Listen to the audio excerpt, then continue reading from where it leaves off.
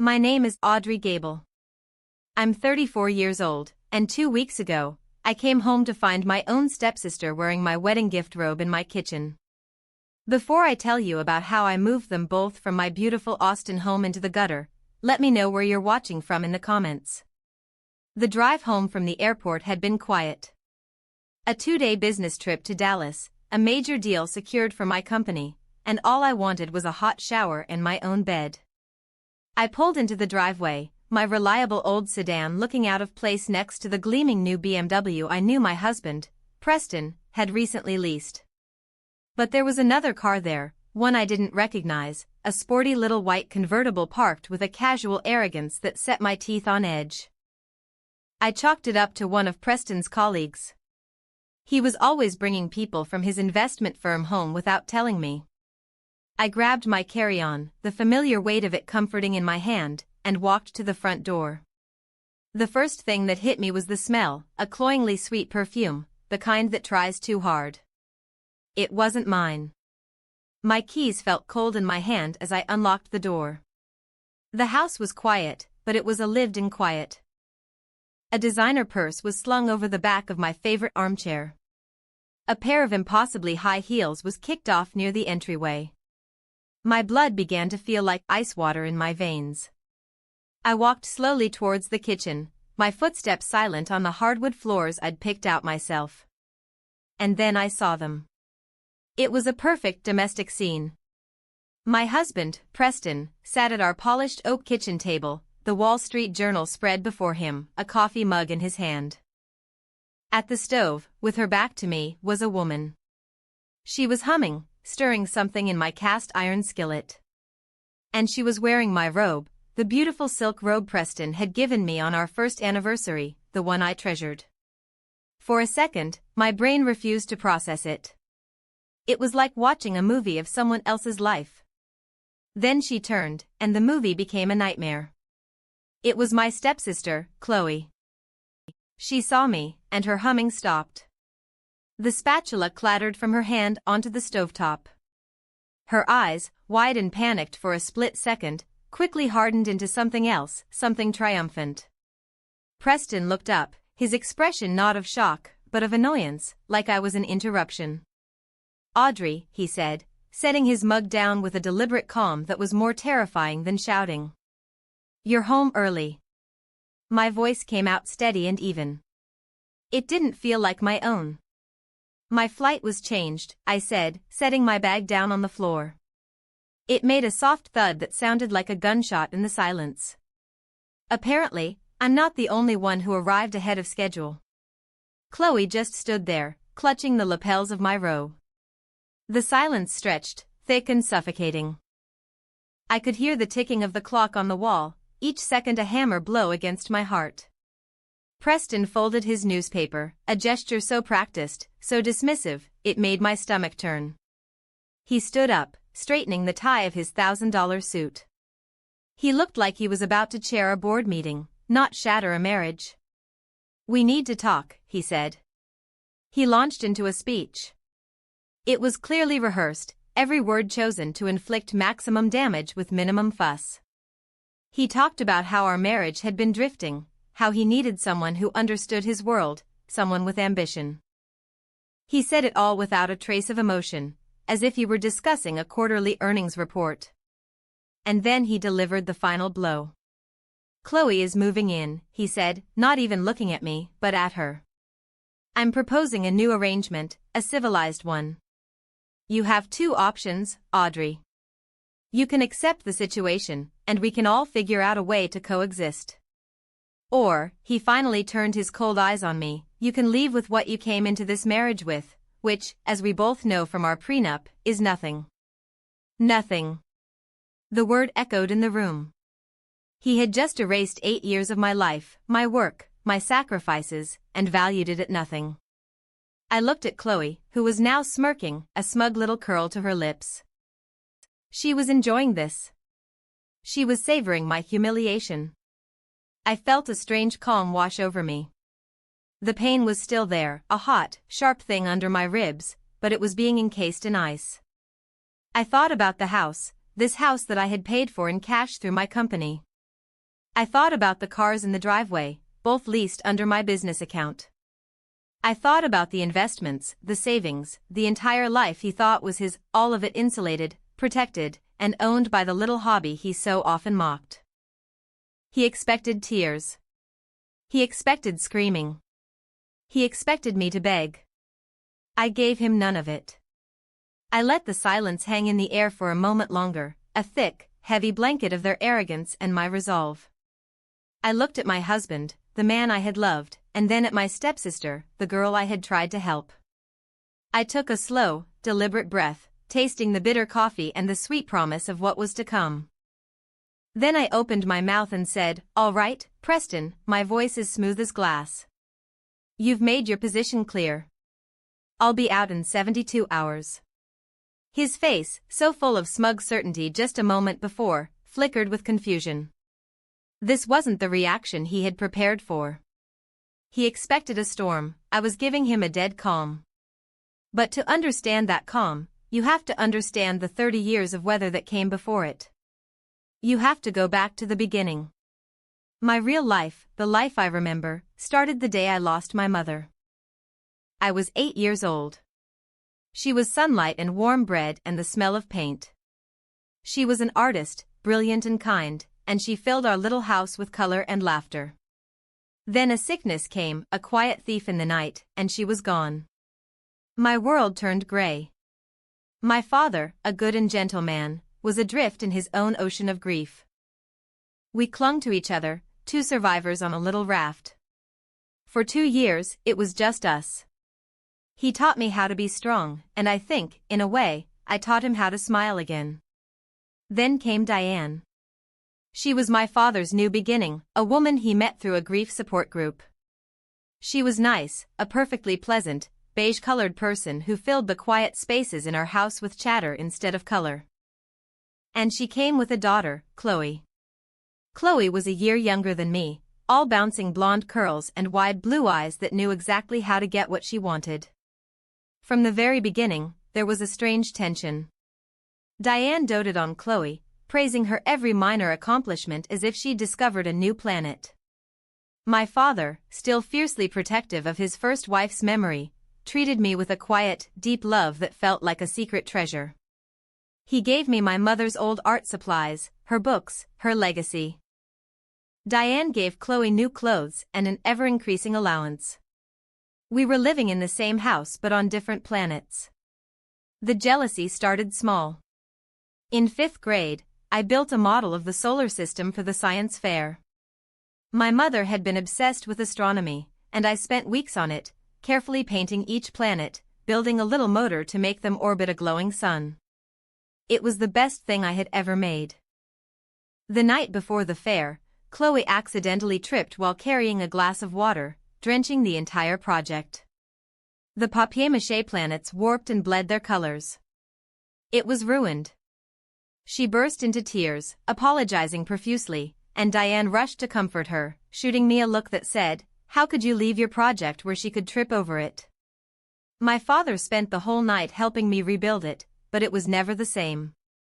Chloe won a participation ribbon for a poster she copied from a book. I got an honorable mention. And as I stood there, looking at my sad, lumpy planets, I saw Chloe across the gymnasium. She wasn't looking at her ribbon. She was looking at me.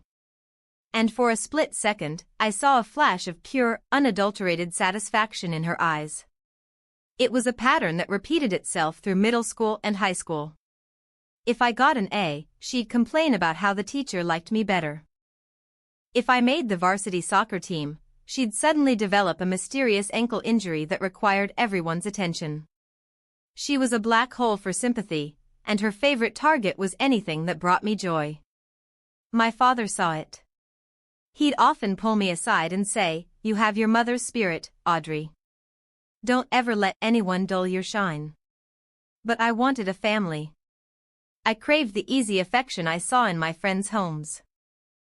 So I tried. I helped Chloe with her homework. I covered for her when she snuck out. I pretended not to see the way she'd look at my boyfriends. I was trying to build a bridge to a sister who was secretly trying to burn my side of the shore. Then came Preston. I met him in my last year of college. He was ambitious, handsome, and utterly captivated by the business I was starting to build from my dorm room, designing eco-friendly packaging. He called it brilliant. He said I was going to change the world. He was the first person outside of my father who seemed to see my potential not as a threat, but as an asset. We got married 2 years later in a beautiful ceremony in the Texas Hill Country. My father walked me down the aisle, his eyes glistening with tears. He whispered in my ear, "Your mother would be so proud." As I stood at the altar next to Preston, I looked out at the guests, and I saw Chloe. She was a bridesmaid, stunning in a pale blue dress. She was smiling, a wide, perfect smile for the cameras. But her eyes were fixed on me with an intensity that was chilling. There was no joy in them, no sisterly affection. There was only a cold, hard, calculating envy. It was the same look I'd seen across the gymnasium at the science fair, magnified 100 times. At that moment, a shiver went down my spine, a cold premonition that I quickly dismissed as wedding day jitters. I should have listened to that feeling. It was my own heart trying to warn me that the greatest threat to my future was standing right there, smiling in my wedding photos. After the wedding, Preston's career took off. He was a rising star at his investment firm, a shark in a tailored suit. My own business, which I officially named Verdant Solutions, was growing, too, but in a quieter, more organic way. I started with local businesses at farmers' markets, then landed a few regional grocery chains. The work was my passion. It felt like I was honoring my mother's artistic spirit, but with an engineer's mind. Preston had been my biggest cheerleader when we were dating, but once we were married, his tone began to change. My work became my little project. He'd come home from closing a multi-million-dollar deal and ask, "How was your craft fair today, honey?" It was a subtle shift, a slow erosion of respect disguised as affection. He'd pat me on the head when I told him I'd secured a new client, like I was a child who'd just sold a successful cup of lemonade. Meanwhile, Chloe was drifting. She'd graduated college with a business degree but had bounced between 3 different jobs in 2 years, always complaining that her bosses didn't appreciate her vision. One Sunday, during a tense family dinner, she announced she'd been fired from her latest marketing gig. Diane, my stepmother, immediately looked at me. "Audrey, Preston works at that big, fancy firm. Surely, he could find a little something for Chloe to do." I felt a familiar pit in my stomach. It was the old dynamic, Chloe failing, and me being expected to fix it. I didn't want to. A voice screamed in my head, "Don't do it." But then I looked at my father, who looked so tired of the constant tension. For his sake, I agreed to talk to Preston. That night, I brought it up. "Preston, Chloe is looking for a job. Do you think there might be an entry-level analyst position at your firm? She's a smart girl. She just needs a real chance." He scoffed, swirling the wine in his glass. "Audrey, we're a top-tier firm, not a charity. We hire the best of the best from Ivy League schools. Your sister, she doesn't have the pedigree." His arrogance was infuriating, but I pressed on, appealing to the one thing I knew he couldn't resist, his ego. "I know that. But think about it. You could be her mentor. You could shape her, guide her. She looks up to you so much. It would be a great reflection on you to take someone with potential and turn them into a star." I saw it then, a flicker of interest. The idea of being a kingmaker, a powerful mentor to a young, attractive woman, appealed to him. He stroked his chin. "All right," he said, his voice magnanimous. "I'll see what I can do. But she reports to me. I'll keep her on a tight leash." 2 weeks later, Chloe started her new job. I felt a wave of relief. I thought I had finally done it. I'd helped my sister. I'd eased the family tension. I'd built that bridge. I was a fool. I hadn't built a bridge.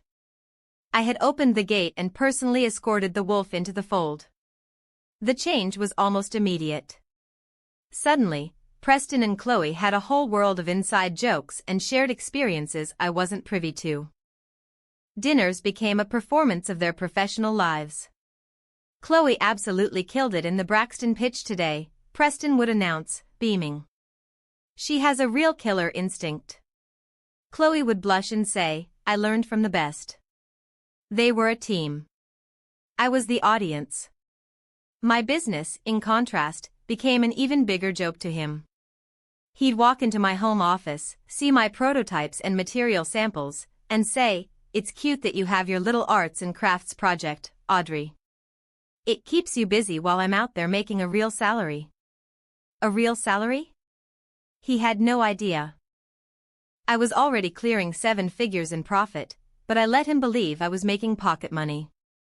Part of it was self-preservation, a lesson learned from my mother's difficult divorce from her first husband before she met my dad.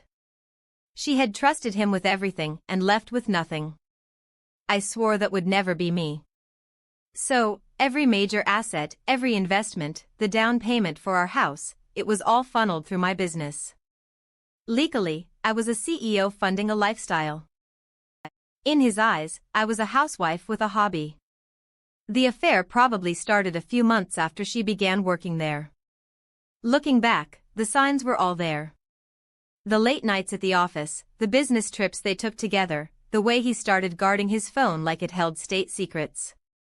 I was so busy, so focused on landing a national contract, that I explained it all away.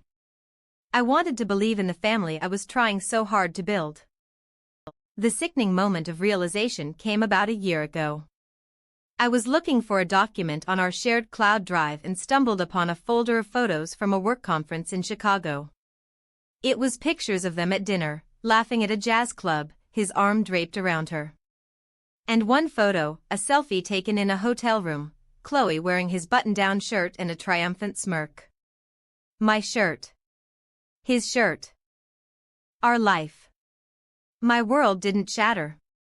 It simply clicked into sharp, horrible focus. Every little slight, every condescending comment, every shared glance I had ignored, it all made sense. I hadn't just been betrayed. I had personally handed them the knife. I had led the wolf right to my own door. And as it stood there, ready to devour everything I had, I made a choice. I would not be the prey. If you're still listening, please help me out by liking this video and commenting the number 1 below. It lets me know you've given me a like and that you're with me on this journey. Your support is a huge encouragement for me to keep going. Please comment with a 1, and then listen to what I did next. After that day, something inside me shifted. The part of me that made excuses, the part that hoped for the best, it just died. It was replaced by something cold, quiet, and methodical. I didn't cry. I didn't scream. I went into my home office, closed the door, and opened a new file on my computer. I labeled it Operation Nightingale. A nightingale is a small, plain-looking bird, but its song is one of the most powerful and beautiful in the world. I decided it was time for me to start singing. I didn't confront them. What was the point? They would just lie. They'd call me crazy, jealous, insecure. They'd gaslight me until I doubted my own eyes. I had seen that happen to my mother during her first divorce, and I had learned you don't go to war without ammunition. So, I began to gather it. My home office became my war room. I started documenting everything, every late night, every weekend trip, every credit card charge for a hotel or a restaurant I'd never been to. I set up an alert that forwarded copies of all of Preston's email receipts to a private email account he didn't know existed. Flowers for his star analyst, jewelry from Tiffany's, lingerie, the evidence piled up, a disgusting monument to their deceit. They, in turn, seemed to get bolder, their cruelty escalating from passive condescension to active psychological warfare. The first major attack came about 6 months ago. I was finalizing a huge proposal for a national organic grocery chain. This contract was a game changer, the culmination of 3 years of work. The final presentation was saved on our shared cloud drive in a folder clearly labeled Verdant, Do Not Delete. I was scheduled to present it via video conference at 9 a.m. the next morning. That night, Preston came home late, smelling of Chloe's perfume and cheap Victory. He was in a foul mood. The next morning, I woke up, made coffee, and sat down at my desk to do one final review. The folder was gone. A cold panic seized me. I searched everywhere, the trash, the archives, every corner of the cloud. It had been permanently deleted. I felt the blood drain from my face. I ran downstairs. Preston was at the kitchen table, reading his paper, The Picture of Innocence. "Preston," I said, my voice shaking, "my Verdant presentation folder, it's gone from the cloud." He looked up, feigning mild surprise. "Oh, really? That's strange. You know, I was doing some cleanup on the drive last night. It was getting so cluttered. I probably deleted it by accident. I'm sorry, honey." He turned back to his paper. "I didn't think your little craft files were that important." I just stared at him. The casual, dismissive way he said it, the lie was so blatant, so cruel.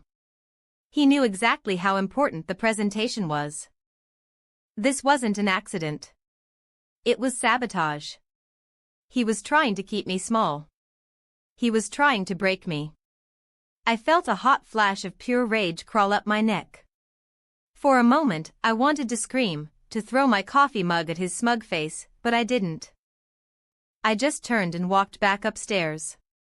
I had a backup on a separate hard drive. I always have backups.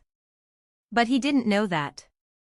I spent the next 3 hours rebuilding the parts one had updated, my fingers flying across the keyboard, fueled by coffee and a cold fury. I delivered the presentation at 9 a.m., and I landed the contract. It was the biggest deal in my company's history. When I told Preston that evening, he could barely hide his shock and disappointment. And I knew, without a doubt, that I was at war with my own husband. The second attack was more public, more humiliating. It was orchestrated by Chloe. Preston's firm was hosting its annual charity gala. I was expected to attend, to play the role of the supportive wife. I hated it, but I went. I was standing by the silent auction table when they walked over. Chloe was clinging to Preston's arm, wearing a backless red dress that was both expensive and desperate. She looked me up and down, a fake sweet smile plastered on her face. Then, in a voice loud enough for the people around us to hear, she said, "Oh, Preston, darling, isn't this your wife? Audrey, right? It's so lovely to finally meet you in person. Preston tells me you do something with boxes. It's so sweet to have a little hobby to keep you busy while the adults are working." The people nearby chuckled. My face burned. It was a direct hit, designed to paint me as a frivolous, kept woman, a nobody. Preston just stood there, a proud smirk on his face, enjoying the show. I looked at Chloe, at her perfectly made-up face and her cold, empty eyes, and I felt a strange sense of pity. All this effort, all this cruelty, just to try and steal a life she could never build for herself. I just smiled politely. "Design is a fascinating field," I said, my voice even. "You should look into it sometime. It teaches you that the most beautiful structures are built on a solid foundation, something that can't be easily broken." Her smile faltered for a second. She didn't understand what I meant, but she felt the steel in my voice. They walked away, and I stood there for another minute, my heart hammering in my chest. That night, I went home and called the one person I knew I would need, a lawyer. Not just any lawyer, but the best corporate litigation attorney in Austin. I didn't tell her the whole story, not yet. I just said I needed to restructure my corporate assets for maximum liability protection. It was the first official move in Operation Nightingale. The war was no longer silent. It was about to get very, very loud. So, when I stood in that kitchen with their smug faces staring at me, I wasn't a heartbroken wife. I was a general, and they had just blundered directly into my perfectly laid trap. My calm wasn't shock, it was control. All right, Preston, I said. You've made your position clear. I'll be out in 72 hours. I turned without another word and walked upstairs, leaving them in a stunned silence. I could feel their eyes on my back. I went straight to my office, my real office, the command center of my life, and closed the door. My hands were perfectly steady. The emotional part of my brain had shut down, and the logical CEO part had taken complete control. I sat down in my leather chair and took a deep breath. Then I made my first call. The phone rang twice before a crisp, no-nonsense voice answered. Eleanor Vance. Eleanor was my lawyer. We had been working together for the past 6 months, fortifying the legal walls of my company. She was a shark, just like Preston, but she was my shark. Eleanor, it's Audrey, I said, my voice low and even. It's time. There was a pause on the other end, and then I heard the faint sound of typing. I see, she said, her voice as calm as mine. Are we proceeding with the full protocol? Full protocol, I confirmed. Operation Nightingale is a go. I want an immediate asset freeze on his personal accounts, everything in the name Preston Hayes, his checking, his personal brokerage account, his 401k. Leave the corporate accounts of Verdant Solutions completely untouched. We don't want to tip our hand. Understood, Eleanor said. I'll file the emergency petition with the court within the hour, citing potential dissipation of marital assets pending a divorce filing. It should be approved by morning. What about the property? He's here, I said. With her, in corporate housing. I heard Eleanor let out a low whistle. He's making this easy, she said, a hint of admiration in her voice. I'll have the cease and desist and the eviction notice drawn up, standard 24-hour vacate order. We'll serve him with everything at once. When do you want to do it? 72 hours from now, I said. Let them have their little victory for a couple of days. I want them to feel safe. Cold-blooded. I like it, Eleanor said. I'll be ready. Stay strong, Audrey. I hung up. One piece on the chessboard moved into position. My second call was to my CFO, a brilliant woman named Maria, who had been with me since the beginning. She knew more about my company's finances than I did. She also knew the general outlines of my situation with Preston. Maria, I said when she answered, execute Operation Nightingale. With absolute pleasure, she replied, her voice filled with a fierce loyalty that almost made me emotional. Almost. How scorched do you want the earth? She asked. I want it visible from space, I said. Start the process of formally documenting all corporate assets. I want a full inventory and valuation report ready to go, the house, the vehicles, the furniture we purchased for the executive retreat. I put a sarcastic emphasis on the last 2 words. I want every receipt, every title, every deed locked and loaded. Consider it done, Maria said. They won't know what hit them. I ended the call. The machine was now in motion. All the pieces I had so carefully put into place over the last year were moving towards their inevitable conclusion. I leaned back in my chair and finally allowed myself to feel the silence of the house. But it wasn't silent. Faintly, through the floorboards and the air vents, I could hear their voices from the kitchen below. They weren't whispering. They were laughing. I crept to the vent in the corner of my office and listened. Can't believe how easy that was, Chloe was saying, her voice giddy. I thought she'd fight, scream, or something. She just folded. She knows she can't win, Preston's voice replied, deep and smug. Without me, she's nothing. Her little craft blog can't pay for this lifestyle. She's smart enough to know that. Taking the high road is her only move. So what happens now? Chloe asked. Is she really going to leave? She has to, he said. In 72 hours, this house is officially ours. We can finally start our lives. I felt a bitter smile touch my lips. Our house. Our lives. The arrogance was breathtaking. Then Chloe asked the question that made my blood run cold all over again. Should we change the locks? There was a pause. Then Preston chuckled. After she leaves, he said. Let's not be cruel. Cruel? He thought that was mercy. I pushed myself away from the vent, the icy calm settling back over me. They had no idea. They were two mice celebrating in a beautiful house, completely unaware that they weren't the owners. They were just pests, and the exterminator was coming. The next morning, I woke up early. I bypassed the kitchen, where I could hear them moving around, their laughter echoing unnaturally in what was still, for the moment, my home. I made coffee in my office and got to work. I wasn't packing my clothes or personal belongings. I was packing my arsenal.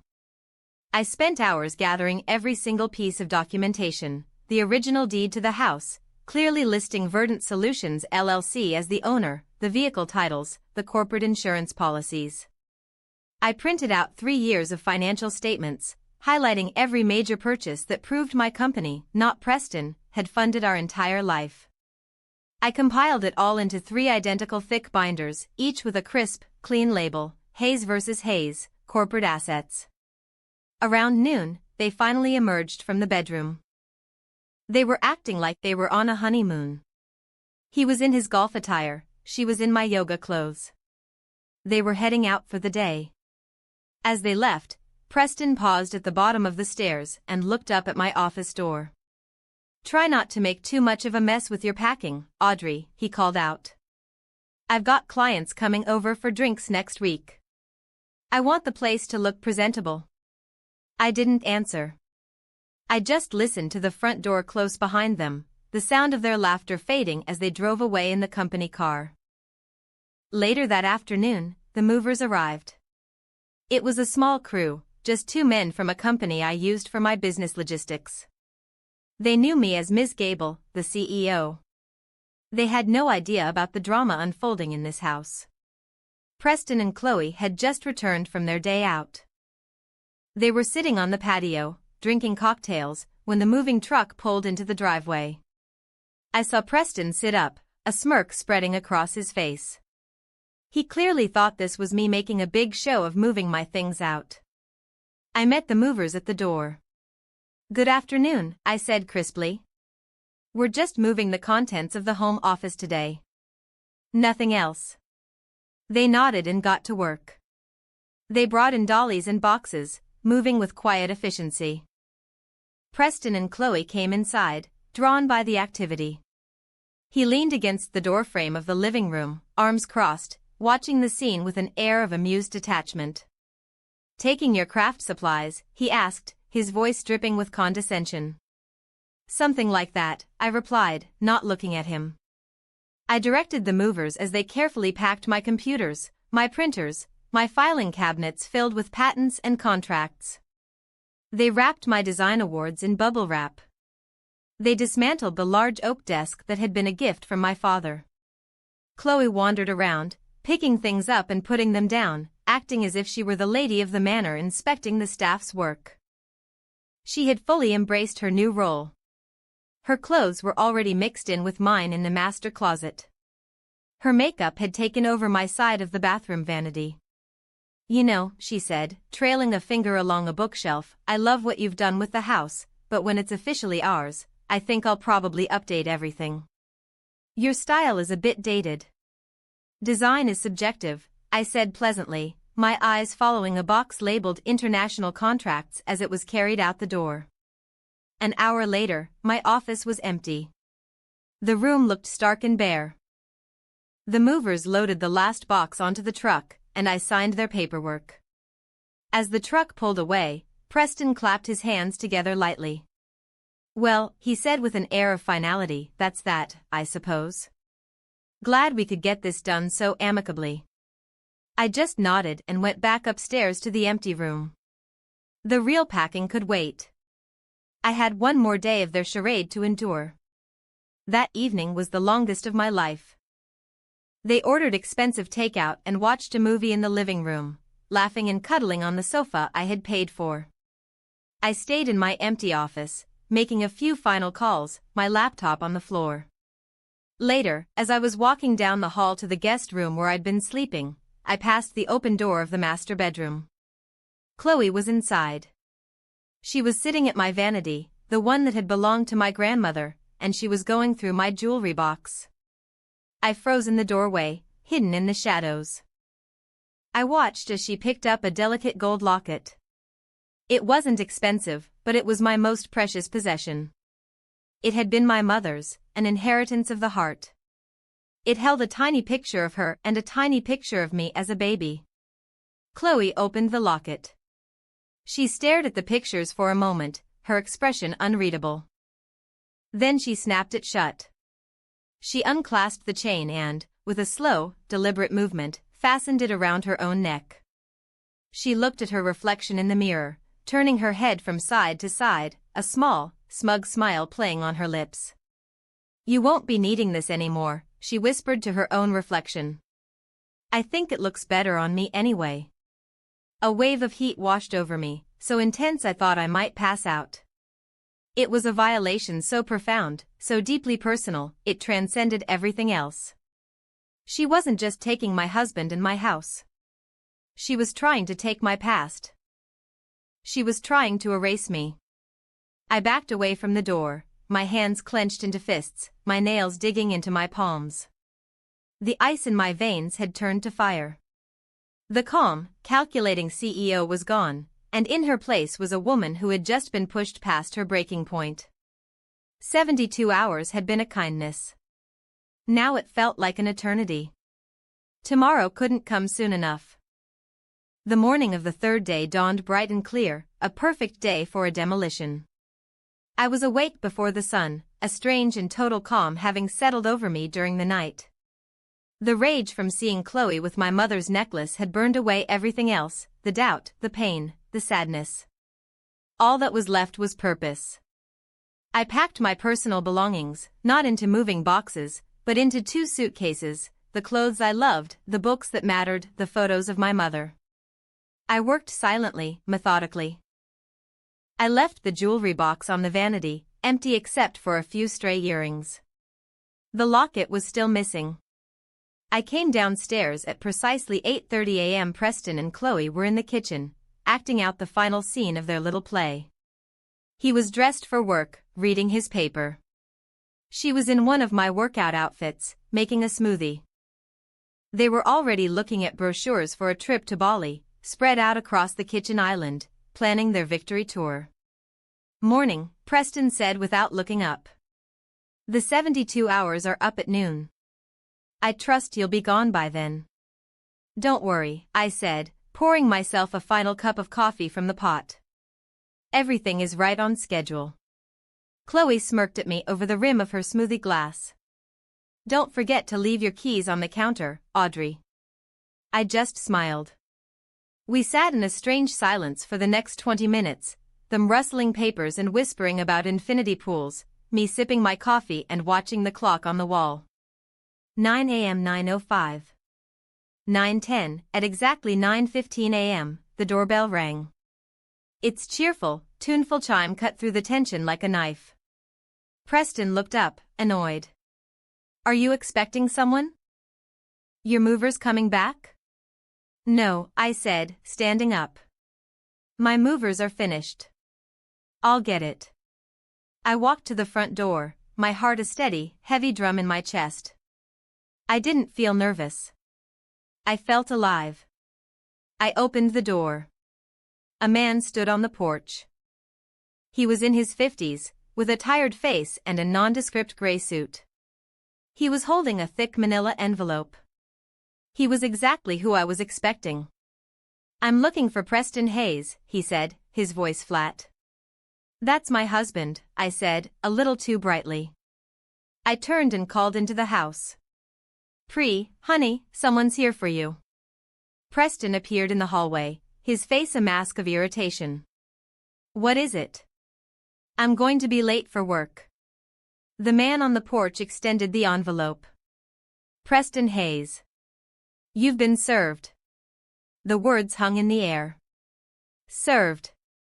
It's a word you see in movies, but when you hear it in your own home, it has a physical weight. Preston stared at the man, then at the envelope, as if he didn't understand the language. He slowly took it.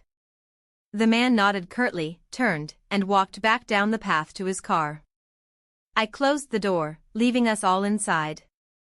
Preston tore open the envelope.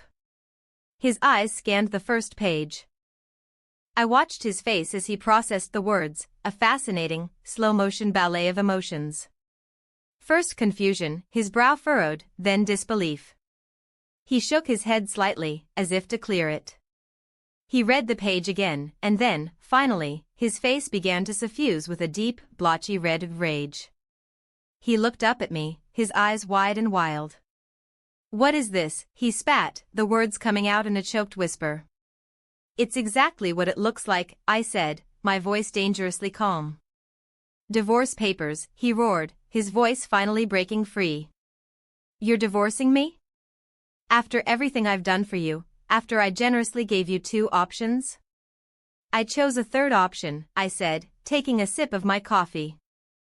He waved the papers at me like a weapon. "This is insane. A cease and desist?" "What the hell is a cease and desist?" "It's a legal order," I explained, as if to a child, informing you that you are currently residing in a property owned by Verdant Solutions. As the CEO of that company, I am formally instructing you to vacate the premises." He stared at me, his mouth opening and closing. He looked at the walls, at the floor, as if seeing them for the first time. This is my house. I pay the mortgage." "No, you don't," I said simply. "You transfer money into a joint account every month, and my company pays the mortgage." "A company you thought was a little craft project." Chloe had appeared in the kitchen doorway, drawn by the shouting. Her face was pale, her eyes darting between us. "Preston, what's going on?" Preston ignored her. His rage was focused entirely on me. He was breathing heavily, his multi-$1,000 suit suddenly looking cheap and ill-fitting. The powerful investment banker was gone, replaced by a cornered, confused animal. "This can't be legal," he shouted, shaking the papers so hard they rattled. "I'll call my lawyer. He'll destroy you." "You'll get nothing, Audrey. The prenup is ironclad. You'll leave with nothing." He was still shouting, his voice echoing in the grand foyer he thought was his. When the doorbell rang again, Preston froze, his tirade cut short. We all looked at the door. "Don't worry," I said, a real smile finally breaking through. "I'll get that one, too. I believe it's for you." He stared at me, a flicker of genuine fear finally entering his eyes. He didn't understand what was happening, but he was starting to realize that the game he thought he had won had never even started. I opened the door.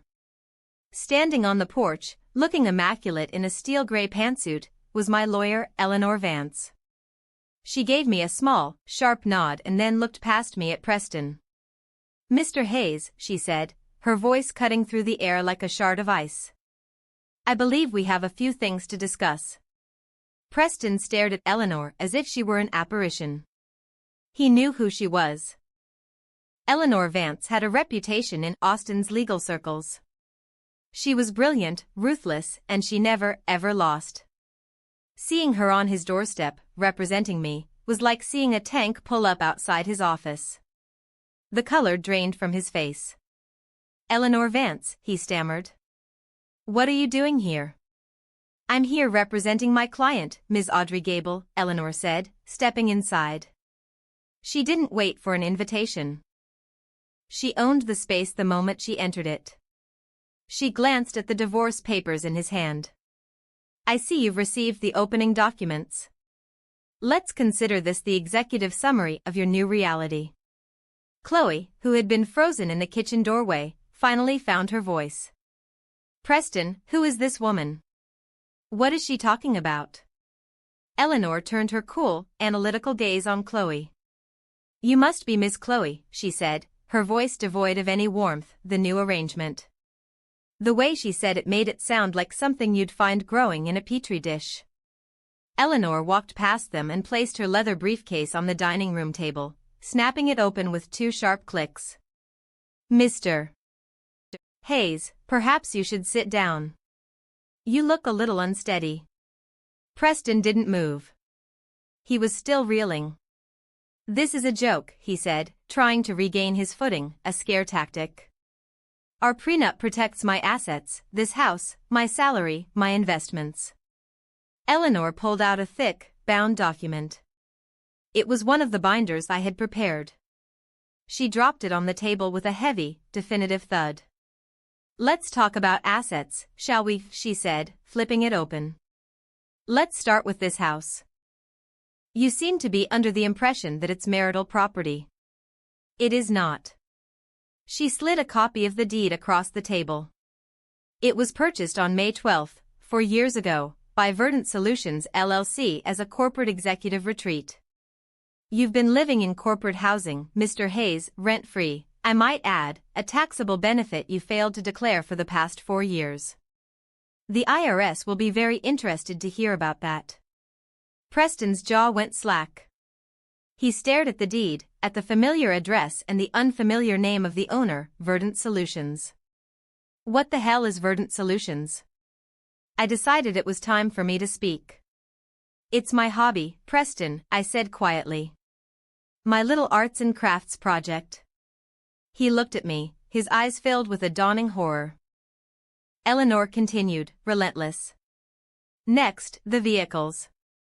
She slid 2 more documents across the table. The Mercedes sedan you drive and the BMW convertible Ms. Chloe has been enjoying are both leased by Verdant Solutions as company cars. The leases are in the company's name. The insurance is in the company's name. As of my call to the leasing agency 1 hour ago, you are both no longer authorized drivers. They will be repossessed by the end of the day. Chloe let out a little gasp. My car? You can't take my car.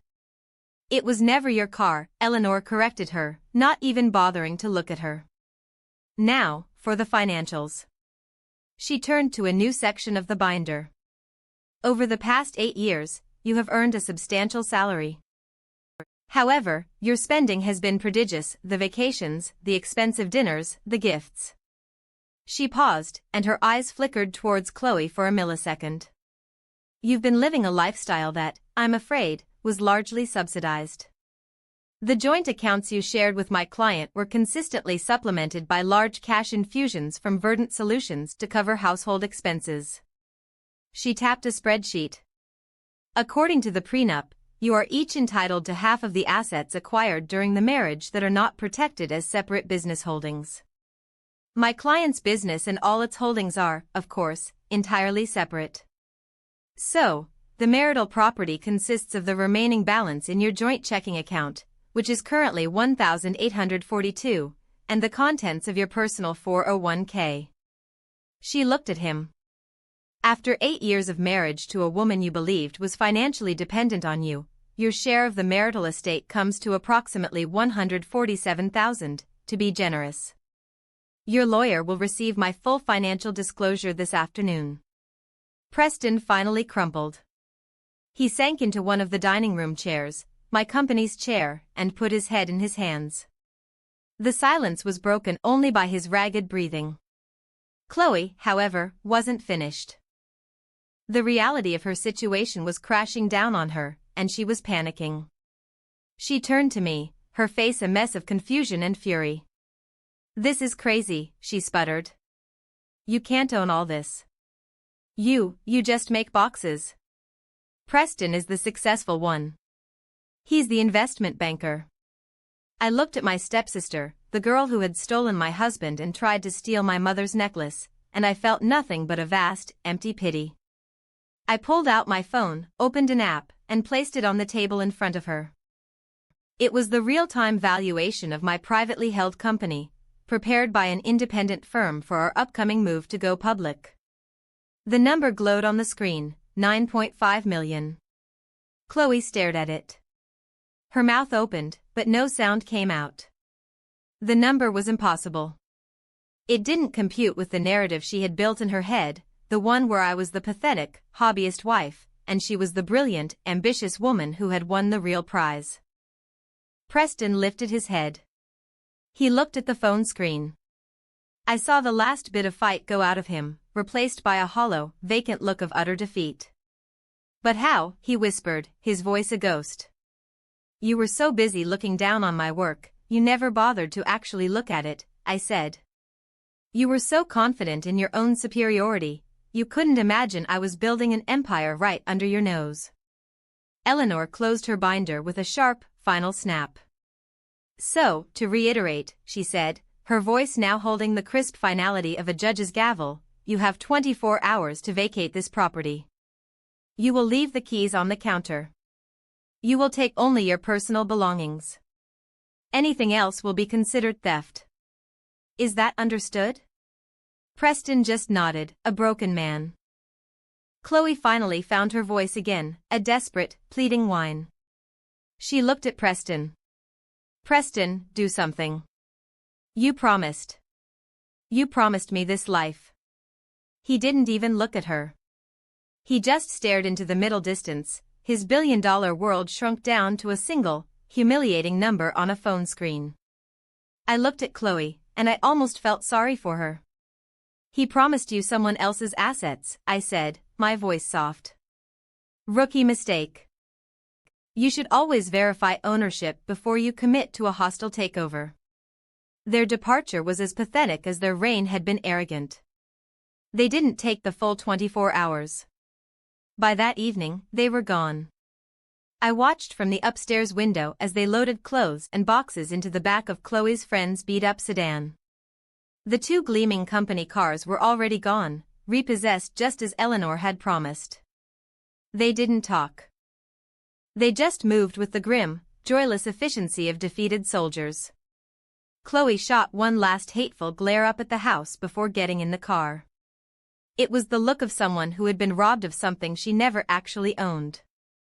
The aftermath was swift and brutal, just as Operation Nightingale had been designed to be. The news of Preston's spectacular divorce and financial ruin spread through Austin's tight-knit business community like wildfire. His firm, embarrassed by the scandal and concerned about his misrepresentation of his financial status, placed him on indefinite leave. No one wanted an investment banker who had been so thoroughly outplayed in his own home. He was a joke. His career was over. Chloe was quietly let go from her position a week later. It turned out that sleeping with a senior partner who then becomes the subject of a massive, humiliating scandal wasn't great for an analyst's career prospects. They moved into Chloe's tiny one-bedroom apartment on the other side of town, the one she had been so desperate to escape. The divorce was finalized in record time. Preston's lawyer, the same one who had drafted our ironclad prenup, advised him to take whatever settlement he could get. He tried to fight, to claim I had hidden assets, but Eleanor shut that down in court with brutal efficiency. "Your Honor," she said, "Mr. Hayes had access to all the same information my client did. He simply chose not to look at it. He was too busy dismissing his wife's hobby to notice she was building an empire." The judge, a woman who looked like she'd seen this movie 1,000 times, didn't even try to hide her smile. Preston walked away with half of the joint bank account and his 401k. It was just enough to cover his legal bills. The family fallout was just as messy. My father was heartbroken. He called me, his voice thick with shame and regret. "I'm so sorry, Audrey," he said. "I saw her jealousy, but I never imagined it could go this far.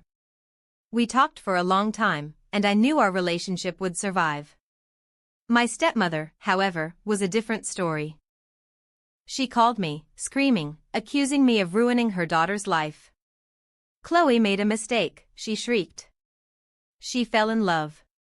You didn't have to destroy her." "She tried to destroy me," I replied calmly. "And she failed. I am done cleaning up her messes, and I am done with you enabling her." I hung up the phone, and with that click, I severed the final toxic tie to that side of the family. It was a painful amputation, but a necessary one. As for Chloe and Preston, their desperate alliance, built on greed and ego, crumbled without my money to hold it together. I heard through the grapevine that she left him within 2 months. She couldn't stand the real Preston, the one without the fancy house, the fast cars, and the unlimited credit card. Last I heard, she had moved back home with her mother. Her grand ambitions were reduced to bitter complaints on social media. 6 months after the divorce was final, Verdant Solutions went public. The IPO valued the company at $23 million. The day the stock opened, I sat in my newly redecorated home office, watching the ticker on my screen climb. There was no champagne, no celebration, just a quiet, profound sense of peace. I had won, but more than that, I had survived. The next week, I bought a building. It was a downtown office tower that had recently come on the market because a major tenant, an investment firm, was downsizing and breaking their lease. It was Preston's old firm. I didn't do it out of spite. I did it because it was the perfect location for my next project. I've converted the top 3 floors into the Lily Gable Center for Entrepreneurship, a design incubator and co-working space for young women starting their own businesses. The centerpiece is the Lily Gable Scholarship, named for my mother, a substantial college fund designed to help talented young women who might otherwise be overlooked. Sometimes, late at night, I think about that morning in my kitchen. I think about Chloe in my robe and Preston explaining my new, pathetic reality. They thought they were so powerful. They thought they held all the cards. They never understood that true power isn't about what you can take from someone else. It's about what you can build for yourself. He tried to put me in a box, a little hobby box he could control. He never realized I was the one designing the whole world outside of it. Thank you so much for listening to my story all the way to the end. It means the world to me to be able to share it. So many of us have faced betrayal from the very people who are supposed to love us, and it's important to know you're not alone. My question for you is, what's one piece of advice you would give to someone who is just starting to rebuild their life after a major setback? I would love to read your wisdom in the comments below. And if my story resonated with you, please consider liking this video and subscribing to the channel. Your support truly helps.